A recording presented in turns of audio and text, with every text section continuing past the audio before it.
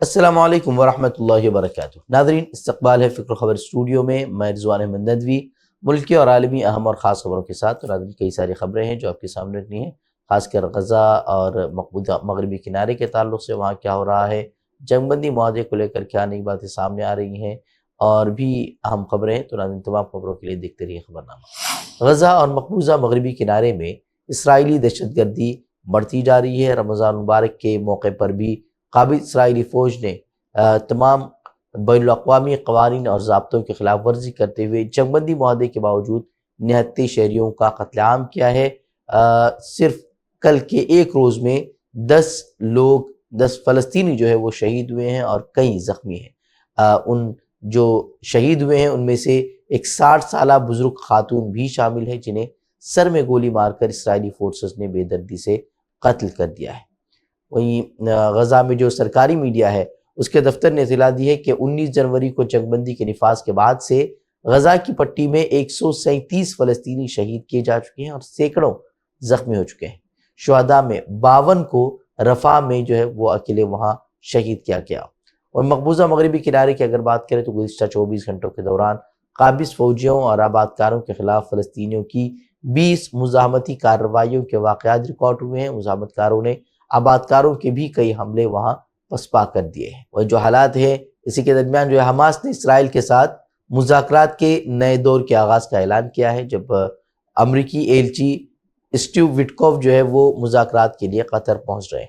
اور نتنیاہو کے لیے بھی مشکلیں جو ہے بڑھتی جا رہی ہیں۔ ایک طرف یرغمالیوں کے اہل خانہ دھرنے پر بیٹھ گئے ہیں تو دوسری طرف اپوزیشن لیڈر بھی مغویوں کی رہائی کے لیے ممکن بھر کوشش نہ کرنے کا نتنیاہو پر الزام عائد کر رہے ہیں۔ اسرائیلی اپوزیشن لیڈر نے اب کہا ہے کہ جنگ کو روکنے کی ایک سیاسی قیمت ہے جسے نتنیاہو چکانا نہیں چاہتے، یعنی کہ نتنیاہو اقتدار کھونے کے خطرے کی وجہ سے مغویوں کی زندگیوں کے ساتھ کھلواڑ کر رہے ہیں۔ اس طرح کا الزام وہاں اپوزیشن نے لگایا ہے۔ یہ باتیں ویسے بھی سبھی جانتے ہی ہیں۔ وہیں غزہ میں ناکہ بندی اور بجلی کی بندش سے انسانی بحران سنگین تر ہوتا جا رہا ہے۔ 10 دن سے زائد ہو چکے ہیں لیکن انسانی امداد ہو، طبی سامان ہو یا ایندھن ہو وہاں نہیں پہنچ رہا ہے، جس کی وجہ سے حالات بد سے بدتر ہوتے جا رہے ہیں۔ انسانی حقوق تنظیمیں جو وہاں کام کر رہی ہیں ان کا کہنا ہے کہ حالات اگر اسی طرح رہے تو بچے بھوک سے مر جائیں گے۔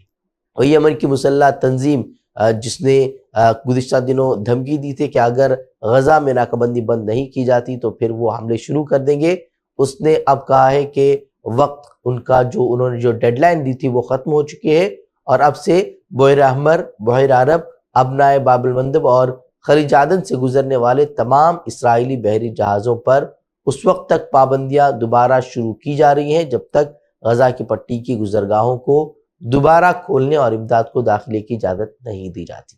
اس سے قبل اسرائیل کو 4 دن کی انہوں نے مہلت دی تھی لیکن اسرائیل کی طرف سے کوئی جواب نہیں ملا، یعنی کہ وہاں سے جو ناکہ بندی تھی وہ ختم نہیں کی گئی۔ اس کے بعد اب یمنی فورسز نے دھمکی دی ہے کہ پابندی کی خلاف ورزی کرنے والے کسی بھی اسرائیلی جہاز کو اعلان کردہ آپریشنل علاقے میں نشانہ بنایا جائے گا۔ انہوں نے زور دے کر کہا کہ یہ پابندی اس وقت تک جاری رہے گی جب تک غزہ کی پٹی میں گزرنے والے راستے دوبارہ نہیں کھولے جاتے اور امداد، خوراک اور ادویات کو اندر جانے کی اجازت نہیں دی جاتی۔ وہیں جہاں اسرائیل، امریکہ اور حماس کے درمیان مذاکرات سے شدید نالاں ہے، وہیں فلسطینی اتھارٹی نے بھی امریکہ کے ساتھ بات چیت کی۔ جو حماس نے امریکہ کے ساتھ بات چیت کی تھی اس کی مذمت کی ہے اور حماس سے غزہ کو فلسطینی اتھارٹی کے حوالے کرنے کا انہوں نے مطالبہ کیا ہے۔ فلسطینی اتھارٹی کے ترجمان نے حماس پر فلسطینیوں کے درمیان پھوٹ ڈالنے کا بھی الزام لگایا اور جاسوسی کا بھی الزام لگایا۔ بتا دیں کہ فلسطینی اتھارٹی جو کہ جزوی طور پر مقبوضہ مغربی کنارے پر حکومت کرتی ہے، فتح تحریک کے زیر کنٹرول ہے اور مانا جاتا ہے کہ PA مقبوضہ مغربی کنارے میں اسرائیل کے ساتھی کے طور پر ہی کام کرتا ہے۔ یہ روزانہ بی جے پی رہنماؤں کی مسلمانوں کے خلاف اشتعال انگیزی بڑھتی جا رہی ہے۔ ایسا لگتا ہے کہ بی جے پی کے پاس اب ایجنڈے کے طور پر ترقیاتی کام نہیں بلکہ صرف سماج کو بانٹنے والے مدعے ہی رہ گئے ہیں۔ مغربی Bengal B J P leader Suvendu Adhikari کا کہنا ہے کہ اگر ان کی جماعت 2026 کے اسمبلی انتخابات میں کامیابی حاصل کرتی ہے تو وہ مسلم ارکان اسمبلی کو جسمانی طور پر باہر پھینک دیں گے۔ دیکھیے کہ 2026 میں انتخابات ہونے والے ہیں لیکن 2025 سے ہی اس طرح کی اشتعال انگیز بیان بازیاں جو ہے وہاں شروع کر دی گئی ہیں اور جو ایجنڈا سیٹ کیا گیا ہے وہ مسلمان ہیں اور مسلمانوں کو ہراساں کرنے کے تعلق سے بیانات جاری کیے جا رہے ہیں، اور اسے اپنی جو ہے وہ کامیابی کے طور پر یا جو اپنے ایجنڈے کے طور پر جو ہے اسے پیش کیا جا رہا ہے، جو اپنے آپ میں بی جے پی رہنماؤں کا جو نظریہ ہے وہ اس سے واضح ہو جاتا ہے کہ یہ کس طرح کی بد امنی چاہتے ہیں، ملک میں امن و امان کو پسند نہیں کرتے۔ وہیں ٹیمسی نے اس اشتعال انگیز بیان بازی کو خطرناک اور ناقابل قبول قرار دیا ہے۔ وہیں بی جے پی کی ریاستی قیادت نے ادھیکاری کے اس بیان پر کوئی تبصرہ نہیں کیا، تاہم پارٹی کے کئی رہنماؤں نے نجی طور پر اس بیان سے لا تعلقی کا بھی اظہار کیا ہے۔ یہ پہلا موقع نہیں ہے جب سویندو ادھیکاری نے ایسا بیان دیا ہو۔ اس سے پہلے تو انہوں نے وزیر اعظم کے سب سے مشہور جملے سب کا ساتھ سب کا وکاس کو بھی مسترد کرتے ہوئے کہا تھا کہ ہم صرف ان کے ساتھ ہیں جو کہ ہمارے ساتھ ہیں۔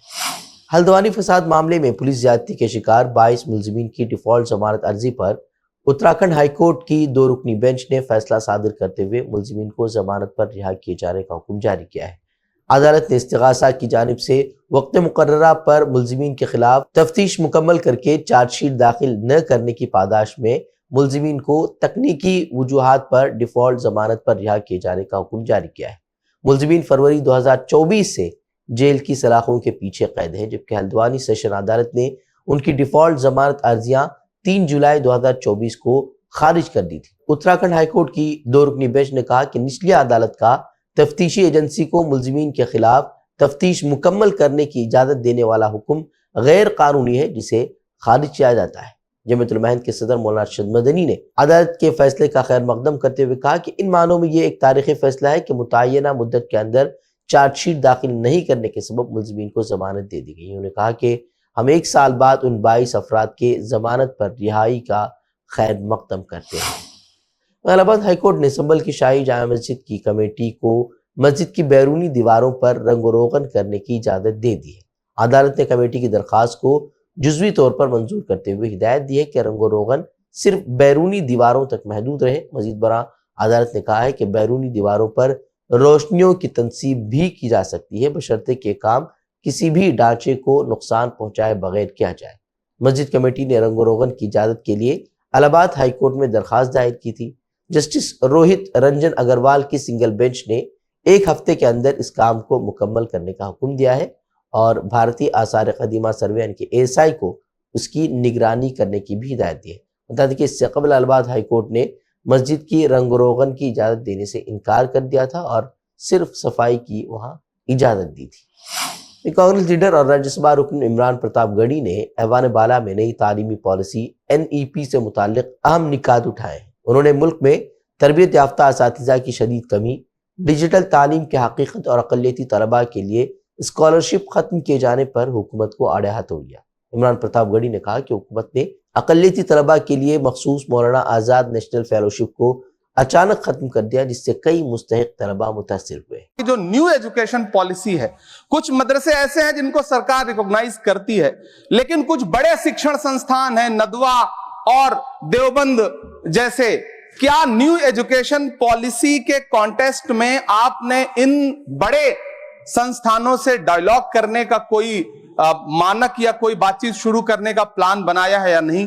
یہ میں پوچھنا چاہتا ہوں۔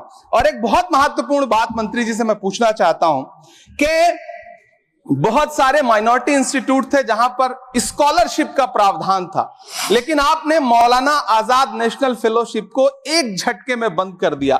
ہزاروں لاکھوں چھاتر جو اس اسکالرشپ کے بھروسے اپنی شکشا گرہن کر رہے تھے، ایک طرف پردھان منتری جی کہتے ہیں سب کا ساتھ سب کا وکاس، ایک ہاتھ میں کمپیوٹر ایک ہاتھ میں قرآن، لیکن جب اسکالرشپ آپ بند کر دیتے ہیں تو غریب طبقے سے آنے والا الپسنکھیک سمودائے کے جو بچے ہیں ان کی شکشا ویوستھا کو لے کر کے، ان کی شکشا کو آگے بڑھانے کو لے کر کے آپ کے پاس کیا پلان ہے؟ یہ جو نئی ایجوکیشن پالیسی ہے، اس میں جس طرح سے غریب طبقے کے لوگوں کو، حاشیے پر موجود لوگوں کو شکشا سے دور کرنے کا پریاس کیا جا رہا ہے، وہ بہت شرمناک ہے۔ شکشا کو نجی کرن کی طرف جس طرح لے جایا جا رہا ہے وہ بہت شرمناک ہے۔ مرکزی حکومت کے ذریعے ہندو اور مسلم طبقے میں منافرت پیدا کرنے والے اقدام کے تعلق سے بھی عمران پرتاپ گڑھی نے کچھ تلخ لیکن اہم بات ایوان بالا میں رکھی۔ انہوں نے کہا کہ NCERT کی کتابوں سے ہندو مسلم اتحاد کے نصاب ہٹائے جا رہے ہیں۔ آپ ایک نئی تاریخ پڑھانے کی کوشش میں چھوٹے بچوں کو گمراہ کر رہے ہیں۔ مرکزی حکومت نے جموں کشمیر کی عوامی ایکشن کمیٹی AAC، جس کی قیادت میر وائز عمر فاروق کر رہے ہیں، اور جموں کشمیر اتحاد المسلمین یعنی کہ JKIM، جس کے سربراہ مسرور عباس انصاری ہیں، ان پر جو ہے UAPA کے تحت 5 سال کی پابندی عائد کر دی ہے۔ وزارت داخلہ کی جانب سے جاری 2 علیحدہ نوٹیفیکیشن میں دونوں تنظیموں پر بھارت کی خود مختاری، سالمیت اور سیکیورٹی کے لیے خطرہ بننے والی سرگرمیوں میں ملوث ہونے کا الزام عائد کیا گیا ہے۔ تنظیم پر تشدد بھڑکانے، بھارت کے خلاف عوام میں اشتعال پیدا کرنے اور مسلح مزاحمت کی حوصلہ افزائی کرنے کے الزامات بھی عائد کیے گئے ہیں۔ میر وائز عمر فاروق نے حکومت کے فیصلے کی مذمت کرتے ہوئے کہا کہ یہ اقدام 2019 سے جاری دباؤ اور بے اختیاری کی پالیسی کا تسلسل معلوم ہوتا ہے۔ وہیں سابق وزیراعلیٰ محبوبہ مفتی نے بھی مخالفت کی ہے اور کہا کہ مرکزی حکومت کو اپنی پالیسی پر نظر ثانی کرنی چاہیے اور سخت اقدامات سے گریز کرنا چاہیے۔ ڈپلیکیٹ ووٹرز کارڈ کا تنازع الیکشن کمیشن کے گلے کی ہڈی بن گیا ہے، کیونکہ اب وہ نہ اسے نگل پا رہا ہے اور نہ اگل پا رہا ہے۔ یہ معاملہ گزشتہ روز اپوزیشن لیڈر راہل گاندھی کے ذریعے پارلیمنٹ میں اٹھائے جانے کے بعد اور اپوزیشن پارٹیوں کے تیوروں کو دیکھ لینے کے بعد الیکشن کمیشن نے اپنی خفت مٹانے کی کوشش کرتے ہوئے اب تمام سیاسی پارٹیوں کو خط لکھ کر انہیں بات چیت کے لیے مدعو کیا ہے۔ اپنے خط میں کمیشن نے ساتھی پارٹیوں سے الیکشن پروسیس میں موجود تضادات اور مختلف خامیوں کی نشاندہی کرنے کی بھی اپیل کی ہے۔ واضح ہے کہ مغربی بنگال میں اگلے سال الیکشن ہے اور اس وقت وہاں پر ووٹر لسٹ کو اپڈیٹ کرنے کے کام کا سلسلہ شروع ہو چکا ہے، لیکن اس دوران وہاں سے کئی شکایات سامنے آ گئی ہیں، جس کے بعد چاروں ناچار الیکشن کمیشن کو کارروائی کرنی پڑی ہے۔ اس نے 28 چھوٹی پارٹیوں کو لکھے گئے اپنے خط میں واضح طور پر کہا ہے کہ الیکشن پروسیس میں اگر کوئی بھی تضاد یا گڑبڑی پائی جاتی ہے تو الیکشن کمیشن کو فوری طور پر مطلع کیا جائے۔ ساتھ ہی کمیشن نے جو خط روانہ کیا ہے وہ ہر پارٹی کے صدر کو بھیجا گیا ہے، جس میں ان سے کہا گیا ہے کہ وہ میڈیا میں گفتگو کرنے کے بجائے براہ راست الیکشن کمیشن سے رجوع کریں۔ واضح ہے کہ اپوزیشن پارٹیاں لگاتار یہ الزام لگا رہی ہیں کہ مہاراشٹر، ہریانہ اور دہلی کے الیکشن میں بڑے پیمانے پر ووٹر لسٹ میں گڑبڑی کی گئی ہے اور اسی کی مدد سے یہ انتخابات BJP جیت گئی تھی۔ اب مغربی بنگال میں الیکشن ہے اور وہاں پر بھی اسی طرح کی گڑبڑیاں کرنے کی کوشش کی جا رہی تھی، لیکن وہ پہلے ہی تشت ازبام ہو گئی ہے۔ یوکرین نے منگل کو امریکہ کے ذریعے مجوزہ 30 دنوں کی فوری جنگ بندی کو قبول کرنے کا اعلان کر دیا ہے۔ اس کے علاوہ روس کے ساتھ امن قائم کرنے کے لیے فوری بات چیت شروع کرنے پر بھی اتفاق ظاہر کیا ہے۔ یہ فیصلہ سعودی عرب کے جدہ میں امریکی اور یوکرینی افسروں کے درمیان 9 گھنٹے سے زیادہ وقت تک چلی بات چیت کے بعد کیا گیا۔ اس معاہدے کے تحت امریکہ نے یوکرین کو فوجی امداد اور خفیہ جانکاری ساجھا کرنے پر لگی روک کو فوراً ہٹانے کا اعلان کیا ہے۔ زیلنسکی نے اپنے روزانہ کے خطاب میں کہا کہ امریکہ کو اب روس کو اس کے لیے راضی کرنا ہوگا۔ انہوں نے کہا کہ ہمیں امید ہے کہ یہ غیر جانبدارانہ اور مستقل امن کی سمت میں پہلا قدم ہوگا۔ امریکہ کا کہنا ہے کہ وہ اس تجویز کو روس تک پہنچائے گا۔ روس تجویز قبول کرتا ہے تو اگلے مرحلے میں دونوں ملکوں کے درمیان مستقل امن پر تفصیلی بات چیت اس کے بعد ہوگی۔ تو پاکستان میں شدت پسند تنظیم بلوچستان لبریشن آرمی BLA نے ایک ٹرین پر حملہ کر کے اسے ہائی جیک کر دیا۔ شدت پسندوں نے تقریباً 400 مسافروں کو یرغمال بنا لیا ہے۔ جعفر ایکسپریس نام کی یہ ٹرین کوئٹہ سے پشاور جا رہی تھی۔ سیکیورٹی فورسز نے شدت پسندوں کے خلاف کلیئرنس آپریشن شروع کیا۔ پاکستانی سیکیورٹی فورسز نے کارروائی کرتے ہوئے اب تک 155 یرغمال مسافروں کو بازیاب کر لیا ہے۔ کلیئرنس آپریشن میں اب تک 27 شدت پسندوں کے ہلاک ہونے اور متعدد کے زخمی ہونے کی خبریں ہیں۔ حملہ کے خلاف کارروائی تاحال جاری ہے اور اضافی نفری بھی طلب کر لی گئی ہے۔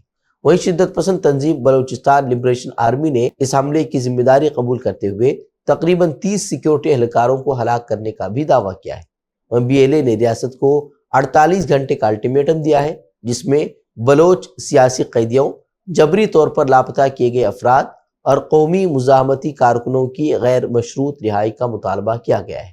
BLA کے مطالبے کے حوالے سے نہ تو حکومت اور نہ ہی فوج نے ابھی تک کوئی سرکاری بیان جاری کیا ہے۔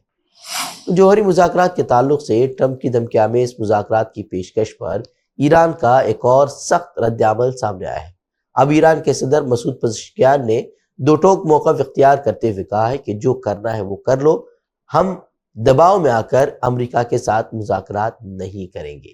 مسعود پزشکیان نے واضح کیا ہے کہ امریکہ ہمیں احکامات اور دھمکیاں دے، یہ ہمیں قابل قبول نہیں ہے۔ اس سے پہلے ایرانی سپریم لیڈر خامنہ ای نے امریکہ کو بدمعاش ملک قرار دیتے ہوئے مذاکرات کی پیشکش مسترد کر دی تھی۔ تو ناظرین یہ تھی خبریں، مزید خبروں کے لیے آپ ہماری ویب سائٹ www.fikrkhabar.com کی طرف کر سکتے ہیں۔ ویڈیوز کے لیے ہمارے یوٹیوب چینل کو سبسکرائب کریں۔ تو ناظرین اجازت دیں، السلام علیکم ورحمۃ اللہ وبرکاتہ۔